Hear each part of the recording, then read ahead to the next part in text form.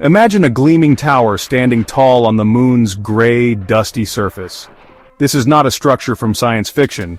It is the SpaceX Starship Human Landing System, or HLS. Its stainless steel body reflects the harsh sunlight of the lunar day. This vehicle represents a new age of exploration. It is a symbol of human ingenuity and our drive to reach for the stars. The Starship HLS is designed to be fully reusable. This is key to making lunar missions affordable and frequent. We are building a highway to the moon, and Starship is the vehicle that will travel it. This is how we make humanity multiplanetary. The Starship HLS is more than just a lander. It is a complete system for transporting humans to the moon and back. It can carry a significant amount of cargo. This means we can bring the tools and equipment needed to build a permanent lunar base. The lander itself is a marvel of engineering. It has powerful Raptor engines for precise landings. It also has a spacious interior for the crew. This is not just about planting a flag, it is about creating a sustained human presence on another celestial body. We are focused on the long-term vision, not just short visits. The future is exciting. This incredible machine is the culmination of years of hard work and innovation. We faced many challenges in its development. Building rockets is hard, as everyone knows, but we persevered because the goal is so important. The Starship HLS will be the workhorse of our lunar ambitions. It will ferry astronauts and supplies regularly. This regular cadence of missions is crucial for establishing a foothold on the moon. Think of it like the early days of aviation. At first, flights were rare and dangerous. Now, air travel is commonplace. We aim for the same with lunar travel. The sight of this vehicle on the moon will inspire generations. It will show what is possible when we dream big and work hard. It is a testament to the power of commercial enterprise working with government agencies. NASA has been a vital partner in this journey. Together, we are making science fiction into science fact. The moon is no longer just a distant dream. It is a destination we can reach, explore, and eventually inhabit. This is the first step towards a much larger future for humanity among the stars. The Starship is our key to unlocking that future. Inside the Starship HLS, two astronauts prepare for a historic moment. They are about to descend to the lunar surface. This will be the first human moonwalk since Apollo 17 in December 1972. The anticipation is immense. They will not use a traditional ladder, as the Apollo astronauts did. Instead, they will descend via an elevator. This is a more practical solution for a tall vehicle like Starship. The elevator ride will be smooth and controlled. It offers a unique perspective as they lower towards the ground. They can see the lunar landscape unfolding beneath them. As the elevator reaches the base of the lander, the astronauts will pause. They will take a moment to survey their surroundings. The view will be breathtaking. A vast, silent world stretches out before them. The fine lunar dust, the distant craters, and the stark beauty of the moon. They will also examine the Starship itself. They will check the landing struts and the base of the vehicle. This is an important part of the mission. Ensuring the lander is secure and functioning correctly is paramount. Every detail matters when you are 250,000 miles from Earth. Then, the first astronaut will step onto the lunar soil. Those first footprints will mark a new chapter in human history. It will be a moment watched by millions, perhaps billions back on Earth. These steps are not just for the individuals, they are for all of humanity. They signify our return to the moon, not just to visit but to stay. The second astronaut will follow shortly after. Together they will begin their exploration. They will collect samples, deploy experiments, and study the unique lunar environment. This is the purpose of their journey. Their initial tasks will include a thorough examination of the landing site. They will document the geology and look for resources. Water ice, for example, is a critical resource for a future lunar base. It can provide drinking water, air to breathe, and even rocket fuel. The astronauts are pioneers. They are scouting the way for future missions and permanent settlements. The data they collect will be invaluable. It will help us understand how to live and work on the moon. This mission is a bold step forward in our quest to become a multi-planetary species. The return of humans to the moon carries enormous historical significance. It connects us directly to the achievements of the Apollo era. The Apollo missions were a triumph of human courage and ingenuity. They showed the world what humanity could achieve when united by a common goal. Apollo 17, the last crewed mission to the moon, concluded in December 1972. For over 50 years, no human has walked on another world. This long hiatus is now coming to an end. We are building upon the foundations laid by those early pioneers. Their bravery paved the way for this new age. However, these new missions are different from Apollo in crucial ways. The Apollo program was entirely government-led. It was driven by geopolitical competition during the Cold War.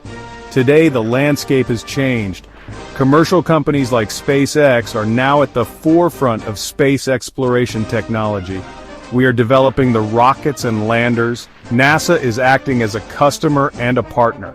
This new model fosters innovation and reduces costs.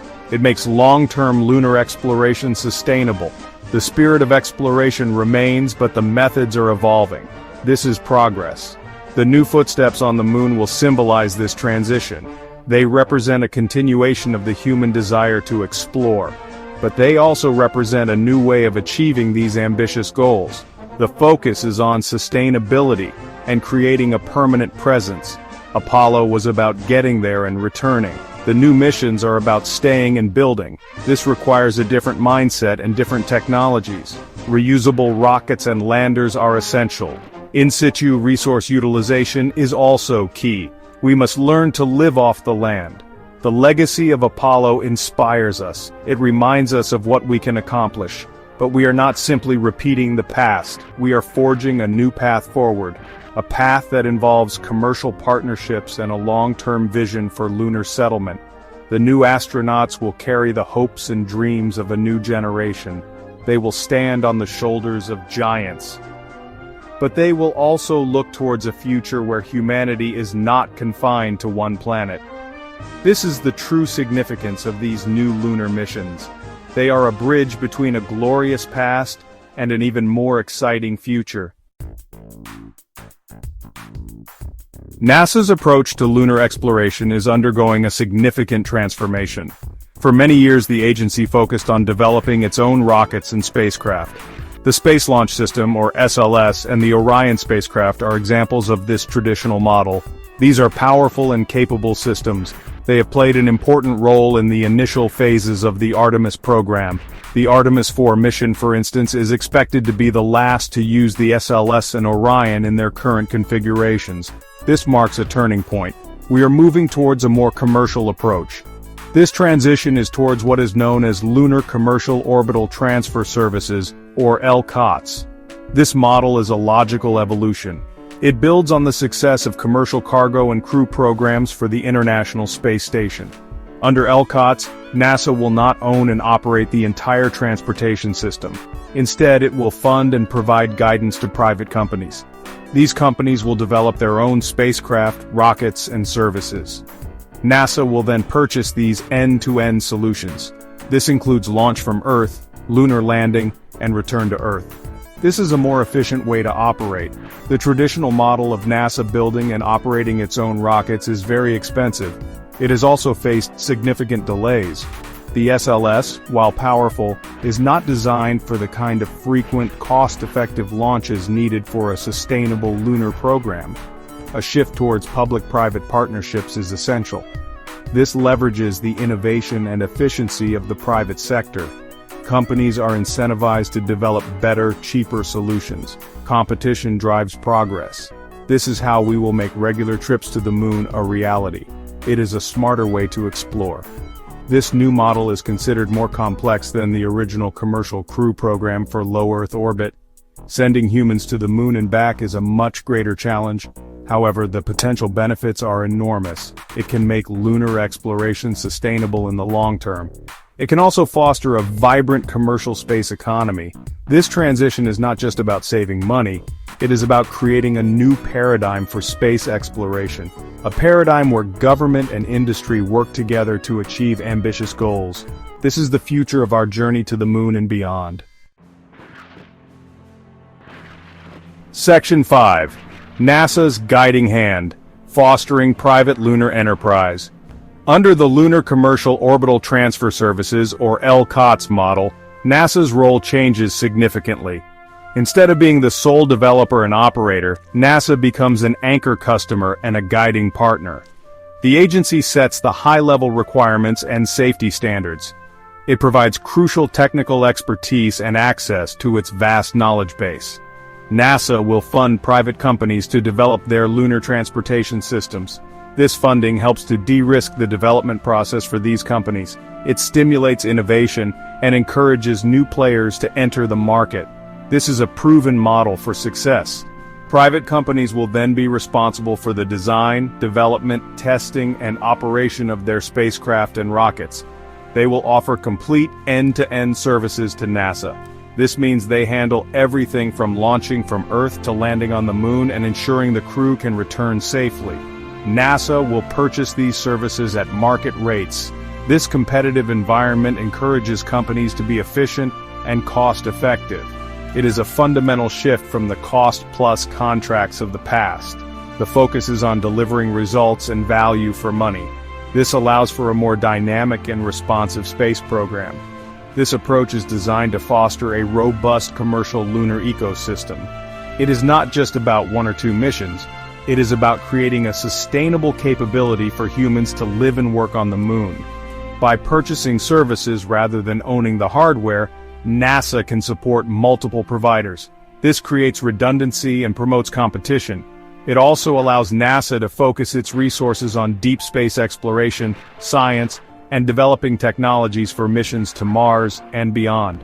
The LCOTS model frees NASA to look further ahead, while industry takes on lunar transportation. The LCOTS model is more intricate than the commercial crew programs for low Earth orbit. The technical challenges of lunar missions are far greater. The distances are vast, and the environment is unforgiving. However, the principles are similar.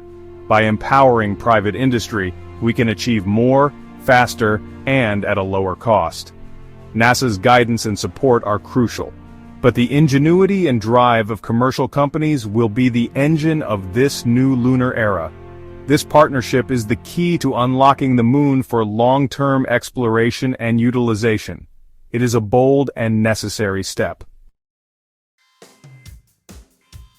Section 6. The New Titans of Lunar Exploration, SpaceX, and Blue Origin. Several commercial companies are poised to become key players in this new era of lunar exploration. SpaceX, with its Starship human landing system, is a prominent contender. Starship is designed for full reusability, which is a game-changer for reducing launch costs. Its large payload capacity also means it can deliver significant infrastructure to the lunar surface. We have already seen the progress Starship is making in its test flights. It is a vehicle designed not just for the Moon, but ultimately for Mars. The lunar missions will be an important proving ground for its capabilities. Another major player is Jeff Bezos's Blue Origin. They are developing the Blue Moon lunar lander. Blue Moon is also designed to deliver crew and cargo to the lunar surface. Blue Origin is also working on its New Glenn heavy-lift rocket. This rocket will provide the launch capability needed for their lunar missions. Like SpaceX, Blue Origin is investing heavily in developing reusable rocket technology. This shared focus on reusability across the industry is critical for making space exploration more affordable and sustainable. Competition between these capable companies will drive innovation and accelerate progress. While SpaceX and Blue Origin are often highlighted, they are not the only companies interested in lunar services. The LCOTS framework is designed to encourage broad participation. Other aerospace companies, both established and new, are expected to develop their own solutions. This could include landers of various sizes, in-space transportation services, or specialized lunar surface systems. A diverse ecosystem of providers will create a more resilient and capable lunar program. It will also spur economic activity beyond just NASA missions. The Moon could become a hub for commercial ventures. The involvement of these commercial titans, and others who will join them, signals a fundamental shift. Space exploration is no longer the exclusive domain of governments. Private enterprise is now a driving force. These companies bring a different culture. one of speed, innovation, and a relentless focus on cost reduction. This is precisely what is needed to make humanity's return to the moon a long-term success. The challenges are immense, but the capabilities and ambitions of these commercial partners are equally significant. They are building the infrastructure for our multi-planetary future. Section 7. Sustainable Moon. The economics of commercial lunar bases. The commercial approach to lunar exploration is fundamentally about sustainability. The Apollo program, for all its glory, was not sustainable. Each Saturn V rocket was an expendable masterpiece, incredibly expensive and used only once. This is not a viable model for long-term presence. The new commercial partnerships aim to change this economic equation entirely. By leveraging reusable rockets and landers, like Starship, the cost per mission can be dramatically reduced. This is the core principle that underpins the vision of a permanent lunar base and regular human activity on the moon. This model draws parallels to how Commercial Orbital Transfer Services, COTS, and the Commercial Crew Program revolutionized access to the International Space Station. Before these programs, resupplying and crewing the ISS was incredibly costly, relying on systems like the Space Shuttle or Russian Soyuz. Commercial providers like SpaceX with Falcon 9 and Dragon significantly lowered these operational costs. This freed up NASA resources for other ambitious projects. We are now applying this successful model to the far more challenging environment of the moon. The goal is to make lunar access routine and affordable.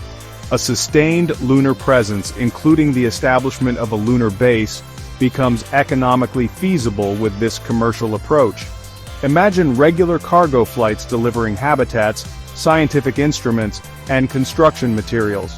Picture crews rotating on longer duration stays, conducting research and developing lunar resources. This is not possible if each flight costs billions of pounds, but with reusable systems and a competitive commercial market, the costs come down. This opens the door to activities that were previously unthinkable, such as lunar tourism or commercial resource extraction. The moon becomes an economic frontier, not just a scientific one. The ultimate aim is to create a self-sustaining lunar economy. This might involve mining for water ice, which can be converted into rocket propellant. Lunar propellant could refuel spacecraft heading to Mars or other deep space destinations, making the moon a crucial interplanetary hub.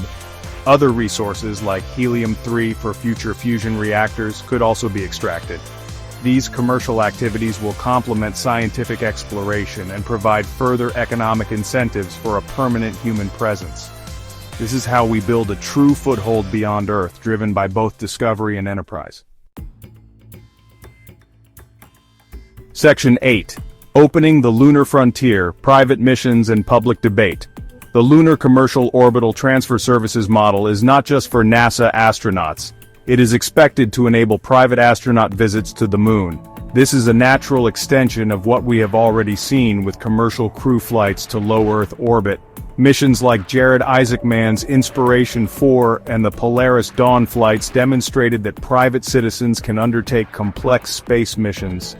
As lunar transportation becomes more established and affordable, opportunities for private individuals, researchers, and even tourists to visit the moon will emerge.